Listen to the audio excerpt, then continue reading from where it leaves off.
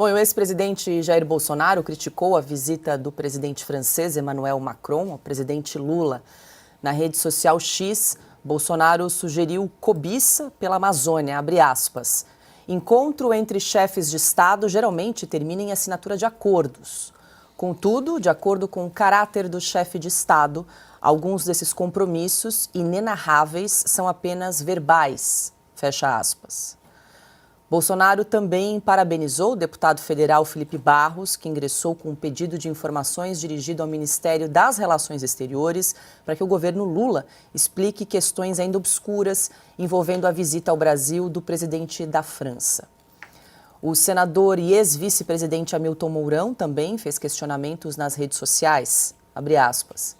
Na Amazônia, a declaração irresponsável de Lula, ao lado de Macron, dizendo queremos compartilhar com o mundo a exploração da pesquisa das nossas riquezas e biodiversidade, é notadamente criminosa, uma vez que impacta diretamente na nossa soberania.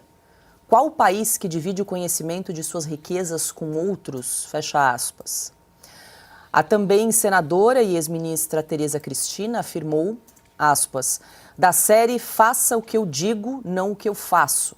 A Comissão Europeia eliminou a obrigatoriedade de os agricultores deixarem pelo menos 4% de suas terras em pouso ou preservadas. Esta é a mesma União Europeia que não reconhece o Código Florestal Brasileiro, que exige preservação de 20% a 80%, contra 4% lá, das propriedades rurais e quer impor às nossas exportações regras próprias antidesmatamento. Barreiras comerciais travestidas de exigências ambientais, sabemos todos. Em tempo, o presidente da França, maior defensor dessa hipocrisia europeia e militante ferrenho contra o acordo Mercosul-União Europeia, está hoje no Brasil. E segundo as notícias oficiais, esse assunto, o mais importante, simplesmente não estará na pauta do encontro entre Macron e Lula, fecha aspas. A visita de Macron ao Brasil fez com que voltasse a repercutir nas redes sociais a resposta de um produtor rural brasileiro a um jornalista francês que fazia uma reportagem sobre como supostamente o agro brasileiro não preserva a Amazônia. Não acha que o senhor teria também a sua parte para fazer, assim como a China tem, os Estados Unidos têm, e o senhor dentro da pequena contribuição que o senhor pode fazer? É pergunta muito, diga assim, desculpa de responder, mas é uma pergunta para mim que ela vem muito, é uma perguntinha muito pequenininha, porque vocês não entenderam ainda o quanto nós fizemos aqui, o quanto nós fizemos de bem pelo meio ambiente. Quando eu tenho mais da metade da minha área preservada, sem produzir, para gerar essa tal, eu pergunto o que os outros fazem. Eu pergunto assim, o que você faz? Eu devolvo a pergunta dizendo o que você faz, qual é a tua contribuição para com o meio ambiente? Qual é a contribuição dos ambientalistas para com o meio ambiente? Qual é a contribuição dos governos europeus para com o meio ambiente? Por que eles não mudam aquela matriz energética de vocês? Por que não muda a matriz energética da Europa, de um modo geral? Então, qual é a contribuição que dão lá para emitir, para reduzir a emissão de gases poluentes? Então essa é a pergunta que eu faço. Eu estou fazendo a minha parte, companheiro, mas muito bem feito. Se todo mundo fizesse o que os produtores brasileiros fazem, o mundo seria outro, com certeza. Bom, Silvio, esse vídeo que a gente acabou de assistir é de fevereiro desse ano, mas voltou a repercutir agora nas redes sociais, voltando ali a declaração da ex-ministra Tereza Cristina, né? É um tweet, uma declaração irretocável sobre a atual situação aí do encontro entre Macron e o presidente Lula, e até me faz lembrar um artigo de J.R. Guza que já comentamos aqui, né? O Farms Here, Forest There. Bom, Paula, vamos lá. Primeiro, em relação à reportagem, o Piotr comentava aqui comigo ao término da reportagem que exibimos, deu errado essa reportagem, né, Piotr? Não deu certo. Bom, a mensagem publicada pela ex-ministra, senadora Tereza Cristina, ela é precisa, ela traz todos os pontos que devem ser levantados nessa hora. Vou até pedir para a nossa produção se pode reexibir o tweet dela. E ela utiliza a palavra que define com precisão tudo isso que nós estamos vivendo, esse teatro, como disse o Rodrigo Constantino. Hipocrisia, porque é uma hipocrisia do momento em que o presidente francês pisou no Brasil até o momento em que ele deixará o Brasil. Ele veio passar férias aqui no Brasil, é isso que se trata, é isso que parece. E convidou o Lula e a Janja, que vivem um pior momento em 15 meses de governo, inclusive não podem deixar mais o país para o exterior com tanta frequência, porque pegou mal, até o marqueteiro o orientou a não fazer mais tantas viagens para o exterior. Ele passou 62 dias no ano passado, ao custo de 66 milhões de reais, viajando pelo mundo, levando a Janja a conhecer outros países.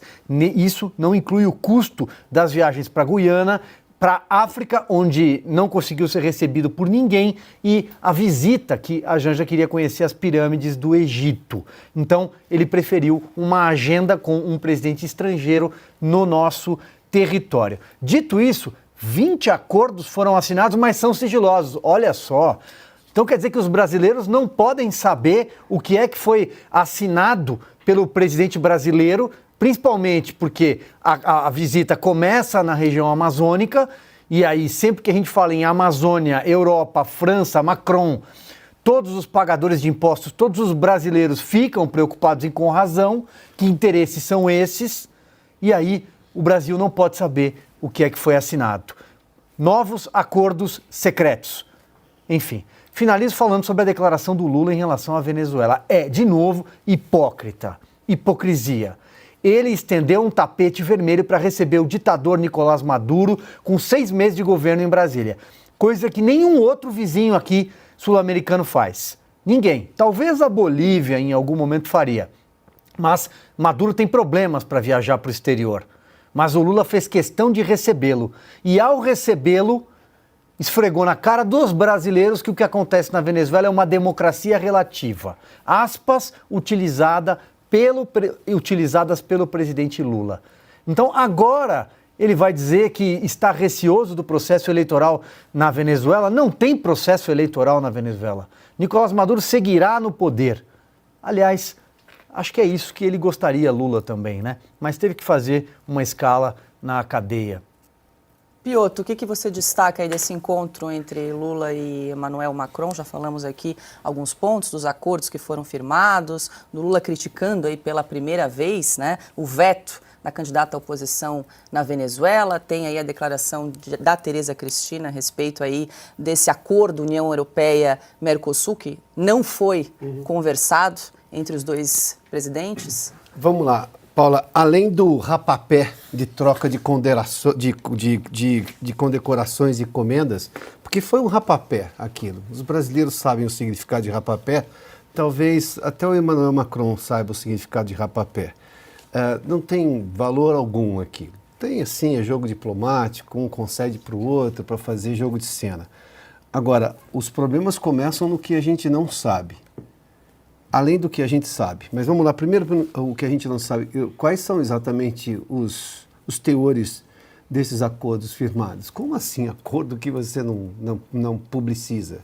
Mais que isso, e eu tenho citado isso já há alguns dias aqui, o Brasil só tinha um interesse com a França. Só um interesse. E nações têm interesses, não têm amigos. Isso é uma máxima da diplomacia. Quem fez exatamente seus interesses prevalecer aqui foi Emmanuel Macron, porque para ele ficou tudo ótimo. Até porque o Brasil, na figura do presidente Lula, não tocou no único assunto que nos interessa. É a França destravar a objeção que ela tem sobre o acordo Mercosul-União Europeia, que é a única coisa que nos interessa. Mais que isso, Lula ainda fez críticas ao agronegócio, todo aquele rapapé ecoambiental, biodiversidade, bioeconomia. Bom, cada vez vai mudando o nome, né? O próprio Macron chamou de ecocídio quando tinha incêndios na Amazônia. Esqueceu de dizer que nós estamos com vários incêndios agora. Vários não, né? São milhares de incêndios no mês de fevereiro, está batendo recorde. Morte de Yanomamis batendo recorde também, nada disso foi tratado. A Amazônia do Lula parecia um jardim botânico. A Amazônia real está pegando fogo e os Yanomamis estão morrendo. Além do que você não tem presença do Estado para resolver problemas entre garimpeiros, a iniciativa privada que trabalha lá e, obviamente, os indígenas. Essa é a realidade da Amazônia Real. Aquilo é o Jardim Botânico que Emmanuel Macron, por conveniência, fez de conta que também estava na Amazônia Real. Não, não estava. E ele sabe disso. Mas ele tem interesses. Qual é o interesse? Não ser incomodado com o assunto Mercosul-União Europeia, que o presidente Lula fez questão de não comentar. Aí Emmanuel Macron achou por bem, dentro desse rapapé internacional, citar os casos todos envolvendo o dia 8 de janeiro do ano passado. Emmanuel Macron devia saber que a democracia foi afrontada porque vídeos da investigação de dentro do governo, do Ministério da Justiça, não foram revelados. O general comandante do GSI anda livre, leve e solto, embora vários outros oficiais da Polícia do Distrito Federal estejam presos sem que se tenha exatamente a apresentação da acusação formal. Pessoas estão presas sem individualização de conduta. Vamos lá. A CPMI, que deveria investigar, foi sabotada justamente pelos governistas. Aí vamos lá a questão de Maduro, por exemplo. O que Lula talvez não saiba, ou melhor, ele saiba, mas ele faz questão de ignorar, é que receber Maduro com honras de Estado aqui no Brasil, como citou o Silvio, isso é um problema. Dizer que lá tem muita democracia e eleições, isso é um problema, presidente Lula. Não ser firme na defesa da democracia com um país, uma nação amiga, isso é um problema, aliás, faz parte do Mercosul, porque justamente o Lula quis colocar a Venezuela lá. É grave a Venezuela ser o que é e estar como está, presidente. Além do que, Maria Corina Machado, esse é o problema, ela não poder concorrer à eleição. A substituta não conseguir se registrar é só uma consequência de tudo isso que foi. Primeiramente, consequência da ditadura venezuelana de Nicolás Maduro, que também podemos chamar de um carniceiro, porque há sérios crimes na Venezuela de perseguição, e uma consequência também da omissão brasileira. Porque, por exemplo, os argentinos, os uruguaios estão reclamando daquela situação, os paraguaios também. O Brasil não assina absolutamente nada contra a Venezuela. E depois ainda foi, digamos, sofreu uma acusação que eu também não sei se é jogo de cena. Os venezuelanos acharam que a nota bem leve do Itamaraty teria sido escrita pelos Yankees, os estadunidenses, ou essas coisas todas. É um rapapé que o Brasil simplesmente passou com a imagem de entreguista e nação de quinto mundo, dentro do governo de Luiz Inácio Lula da Silva. Mas o Brasil é o Brasil, o governo Lula é outra coisa. Essa outra coisa é o que está sendo discutido agora. O Brasil é muito maior. O Brasil está na voz desse produtor agrícola que deu entrevista a esse jornalista francês, cuja matéria, como o Silvio já fez menção aqui, deu errado. Se ele veio aqui para tentar uma boa matéria, bom, chama o pauteiro de volta e refaz o conceito, né? Refaz a frase inicial da pauta, porque deu errado. Ouviu verdades que ele, obviamente, ou ignorava ou não sabia.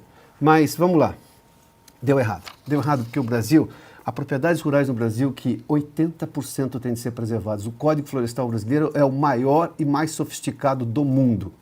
E tem vigilância do mundo. Quem vigia, por exemplo, o que acontece na Europa, como citou a ministra da Agricultura, Tereza Cristina, hoje senadora Tereza Cristina. Essa é a questão. Muito rapapé e entreguismo por parte do governo atual.